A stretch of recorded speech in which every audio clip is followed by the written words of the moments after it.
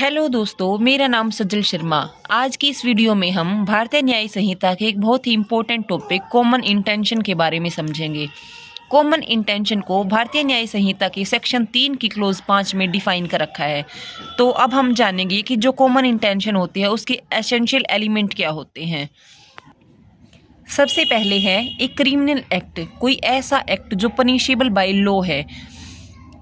दूसरा है committed by more than one person, जो क्रिमिनल एक्ट है वो कमिट किया जाता है by more than one person, मतलब एक पर्सन से ज़्यादा होने चाहिए, मिनिमम 2 पर्सन होने चाहिए। मिलकर एक प्लान बनाते हैं जिसके माध्यम से वो काम करते हैं, वो क्रिमिनल एक्ट को फुलफिल करते हैं। नंबर 4 है इन furtherance of common intention of all, जितने भी पर्सन है वो साथ मिलकर जो कॉमन इंटेंशन बनाते हैं, जब उसी के फर्दरेंस में वो कोई क्रिमिनल एक्ट करते हैं उसको बोला जाता है कॉमन इंटेंशन।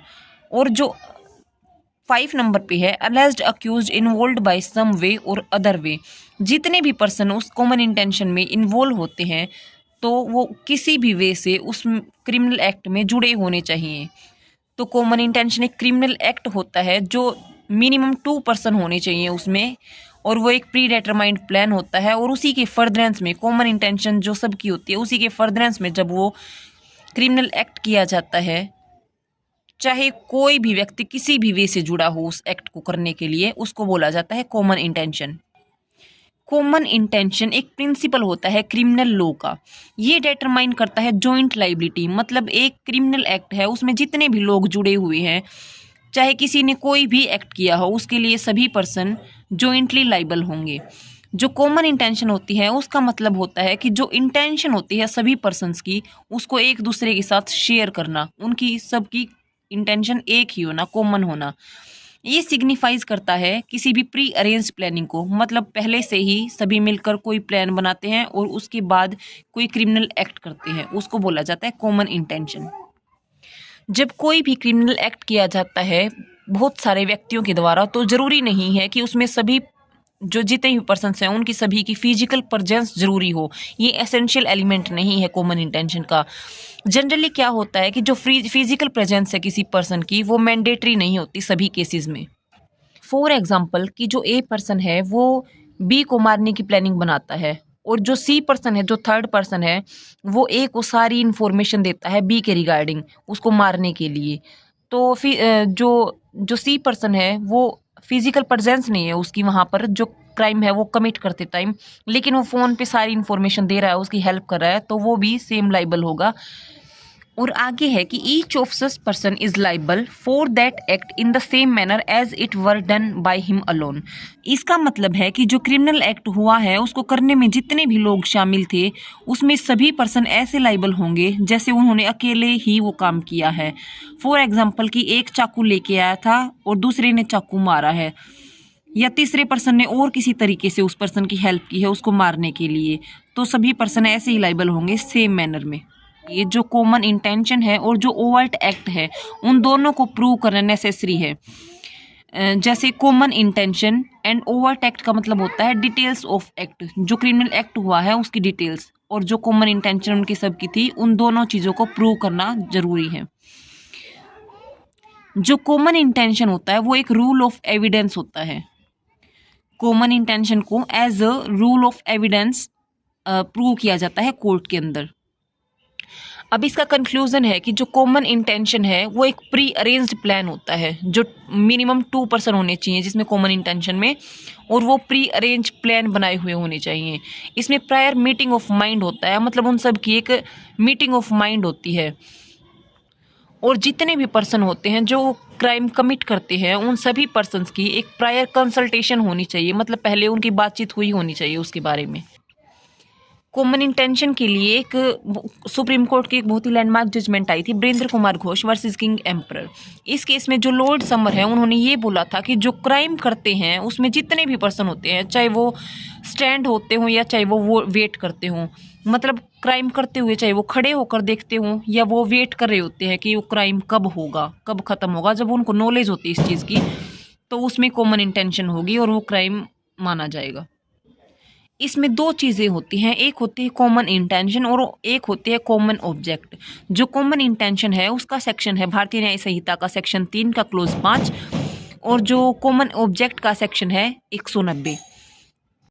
जो कॉमन इंटेंशन होती है उसमें एक्टिव पार्टिसिपेशन होता है एक्ट के अंदर, कि फॉर एग्जांपल एक ने चाकू ला के दिया, दूसरे ने चाकू मारा, मतलब किसी न किसी तरीके से हेल्प करते हैं एक दूसरी पर्सन की। और जो कॉमन ऑब्जेक्ट होता है उसमें अनलॉफुल असेंबली होती है, मतलब कम से कम 5 पर्सन होते हैं, और उसमें पैसिव मेंबरशिप होती है, मतलब सारे ज़रूरी नहीं कि कोई ना कोई किसी की हेल्प करे, वो बस वहाँ खड़े हैं तो भी उनका कॉमन ऑब्जेक्ट माना जाएगा। जो कॉमन इंटेंशन होता है वो does not create any specific offence, वो किसी स्पेसिफिक ऑफेंस को क्रिएट नहीं करता, जबकि मैंने बताया है कि जो कॉमन इंटेंशन है वो तो सिर्फ एक रूल ऑफ एविडेंस है। और जो कॉमन ऑब्जेक्ट होता है वो एक स्पेसिफिक ऑफेंस को क्रिएट करता है, जैसे अनलॉफुल असेंबली। और जो कॉमन इंटेंशन होती है उसमें एटलीस्ट 2 पर्सन होने चाहिए, और जो कॉमन ऑब्जेक्ट होता है उसमें एटलीस्ट 5 पर्सन होने चाहिए। और कॉमन इंटेंशन के रिगार्डिंग एक और केस आया था, Rishidev Pandey versus state of UP, 1955 का केस था। इसमें जो सुप्रीम कोर्ट है उन्होंने ये हेल्ड किया था कि जो कॉमन इंटेंशन है वो अराइज हो सकती है at the place of incident, कि जो क्राइम कमिट हो रहा है उसी टाइम भी जो इंटेंशन है, कॉमन इंटेंशन है, वो अराइज हो सकती है। वो जो केस है उसके फैक्ट्स, उसके सर्कमस्टांसेस और उसके कंडक्ट देख के, जो उसका मैटर है उसका कंडक्ट देख के हम पता लगा सकते हैं कि कॉमन इंटेंशन थी या नहीं। फॉर एग्जाम्पल कि कोई ए पर्सन है वो बी को मारने के लिए गया था, तभी वहाँ पे एकदम सी आ जाता है उसी टाइम पे, और वो उसकी मदद करता है किसी न किसी तरीके से, वो उसका मुंह बंद कर लेता है या उसको एकदम पकड़ लेता है कि चलो इसको मारते हैं, तो उस टाइम भी उनकी कॉमन इंटेंशन बन सकती है। उसके आगे जो सेक्शन 3 का क्लोज 6 है वो बात करता है कि जो भी कोई क्रिमिनल एक्ट हुआ होता है और उसके अंदर जितने भी पर्सन शामिल थे तो उनको ऐसे ही उसी मैनर में पनिशमेंट मिलेगी, उसी मैनर में वो लाइबल होंगे जैसे एक अकेला पर्सन एक क्राइम कमिट करता है। आगे है सेक्शन 3 का क्लोज 7, ये बात करता है कि कोई भी पर्सन ऐसा अटेम्प्ट करता है, किसी एक्ट को इस तरीके से अटेम्प्ट करता है कि उसका इफेक्ट इस तरीके से आता है कि उसने कुछ पार्टली बाय एक्ट और पार्टली बाय ओमिशन, मतलब कुछ चीज़ को या तो वो करता नहीं है या वो कर देता है, लेकिन उसका जो कंसिक्वेंस आता है उसके लिए वो लाइबल होता है। फॉर एग्जाम्पल एक जेलर होता है, उसकी ड्यूटी बनती है कि वो कैदी को टाइम पे भोजन देगा। उसको पता है जेलर को कि अगर वो टाइम पे उसको खाना नहीं देगा तो वो उसकी डेथ हो सकती है कैदी की, तो वो जेलर है उसको जानबूझकर खाना नहीं देता टाइम पे। तो जब वो जेलर उस कैदी को टाइम पे खाना नहीं देता और उसकी वजह से उसकी डेथ हो जाती है, तो जो जेलर है वो मर्डर के लिए लाइबल होगा। सेक्शन 3 का क्लोज 8 बात करता है कि जब कोई ऑफेंस कमिट किया जाता है bye means of several act, मतलब बहुत सारे ज़्यादा एक्ट किए जाते हैं, एक से ज़्यादा एक्ट किए जाते हैं, सिंगली और जॉइंटली, या तो एक ने किए हैं या दूसरे ने भी उसी तरीके से कोई काम किया है, तो उसके लिए भी उस ऑफेंस के लिए वो लाइबल होगा। फॉर एग्जाम्पल कि एक जेलर है वो कैदी को खाना देने का उसकी ड्यूटी बनती है कि वो कैदी को खाना देगा, और वो कई दिन तक उस कैदी को खाना नहीं देता टाइम पे, और उसको बाद में जॉब से निकाल दिया जाता है। उसके बाद जो दूसरा जेलर अपॉइंट होता है वो भी ऐसा ही सेम काम करता है, और जिसकी वजह से जो कैदी है उसकी डेथ हो जाती है। तो जो पहला जेलर था वो लाइबल होगा अटेम्प्ट टू मर्डर के लिए, क्योंकि उसने सिर्फ प्रयास किया था मारने का, और जो दूसरा जेलर आया था वो लाइबल होगा मर्डर के लिए, क्योंकि उसकी वजह से वो मर्डर हो गया था। तो दोनों लाइबल होंगे, लेकिन अलग अलग पनिशमेंट के लिए, अलग अलग ऑफेंस के लिए। आगे है सेक्शन 3 का क्लोज 9, ये बात करता है कि जब several person engage in offence may be liable for different offences, मतलब एक ऑफेंस के लिए जब बहुत सारे पर्सन जुड़े हुए होते हैं तो डिफरेंट ऑफेंस के लिए भी लाइबल हो सकते हैं। फॉर एग्जाम्पल कि ए पर्सन होता है वो जेड को ग्रेव प्रोवोकेशन में मार देता है, मतलब एकदम उसको किसी तरीके से गुस्सा आता है और उसकी इंटेंशन नहीं होती उसको मारने की, लेकिन फिर भी वो जेड है जो मर जाता है, तो ए पर्सन है वो लाइबल होगा कल्पेबल होमिसाइड के लिए, उसको एक्सेप्शन में डाला जाएगा, मर्डर के एक्सेप्शन में।